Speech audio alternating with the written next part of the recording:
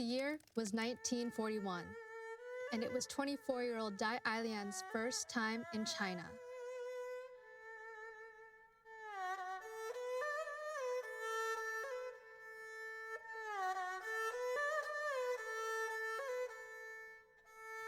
She was not familiar with the area and did not know which way to go by heart.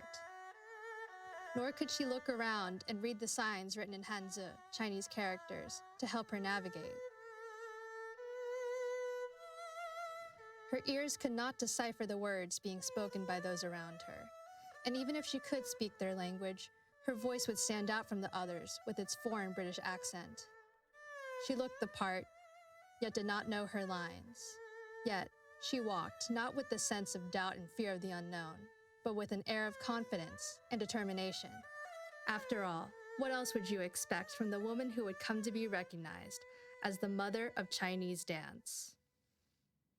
I think one of the reasons why the university writing program is so different is that we are thinking about students as writers from our very own passionate views, right? So we have so many professors that have interests that vary so much. We're covering the landscape of where students can go with their own curiosities. It was very challenging. I'm very used to just writing plain toned pieces, like, the casual 5-paragraph essay that has been drilled into me since high school. But because I had to make a biography sound more like a story, it was something very new. But at the end, when I was rereading it, I realized you can deliver information that is true in an interesting and captivating way. Where can writing take you?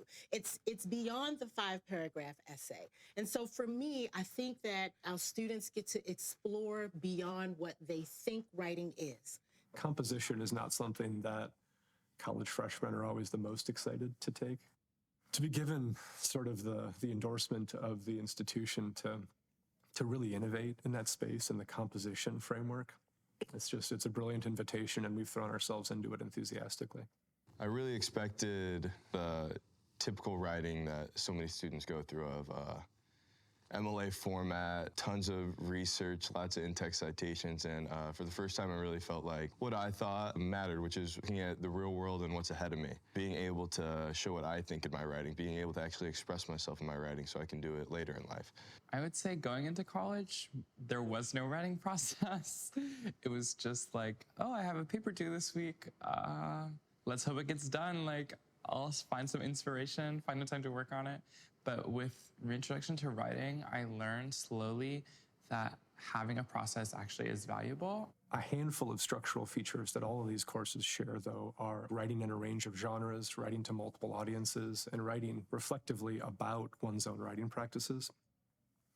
And those are like the sort of core conceptual strengths that allow students to move into growing as writers and becoming ready to adapt to writing situations as they move forward in the curriculum. My writing process and what I value about it, I think, changed this semester. I had not done so much peer review per project until I took Reintroduction to Writing, and it ended up being my favorite part about the process. I'd get to hear from multiple students about my work and then spend a lot of time with other people's work. And even though we were all given the same prompt, people would take it in so many different directions. I would learn a lot from reading what my classmates did and hearing their suggestions for mine. We are beginning to understand that we're in a shared community here at Hopkins, and that has really a lot to do with the Reintroduction to Writing. I think it's very important for anyone in the STEM field to be an excellent writer, because what they do, the research that they do, is so critically important, but it's only going to be received by a very small audience if they can't do two types of writing. And one is the scientific writing that they need to do for tenure and for publication in scientific and medical journals.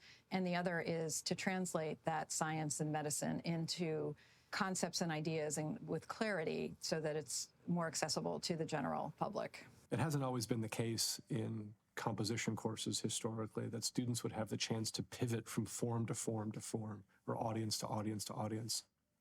And to my mind, that ability to pivot is one of the core things we can instill in our students and give them a chance to practice it as well. I just really feel confident now in my writing skills, and I feel like I enter my other classes with such a skill that I did not have before and that I would not have if not for this class. Before coming into college, I felt like I didn't know how to write. And after taking Dr. Wright's class with her really intentional and very personal feedback that not only went after my grammar, my word choice, but also to keep in mind of the audience, I feel like I've become a better writer, a stronger writer, and I have built more of a self-confidence with my writing. My students are interested in different topics, but their topics come from their heart.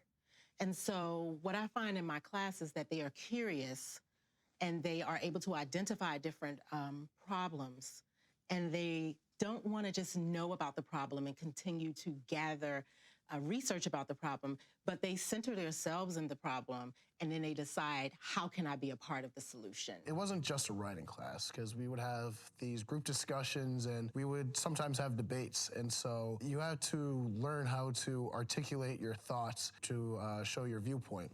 You know, writing has always been a difficult thing to learn how to do, to become comfortable with doing. It's always been important for industry, for education, for how we live our personal lives, for how our civic lives play out. But with the explosion of social media, with the web, with fake news, with the increasing polarization of politics, with incredibly complicated educational ecosystems, our responsibility in first-year writing especially is greater than it's ever been.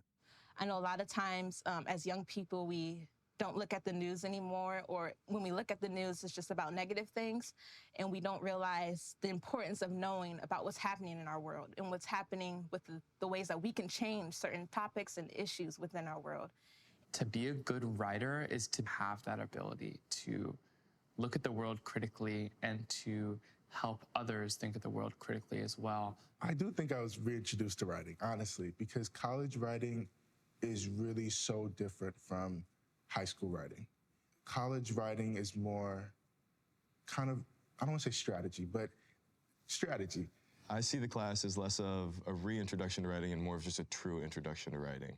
Whereas in the past, through my schooling up until I got here to Johns Hopkins, I was writing for a teacher, which is something completely different than the real world. From day one on campus, we're helping students to think about how they'll write for their next course, which might not be a humanities course, right? Especially at Johns Hopkins, it might be a bio lab.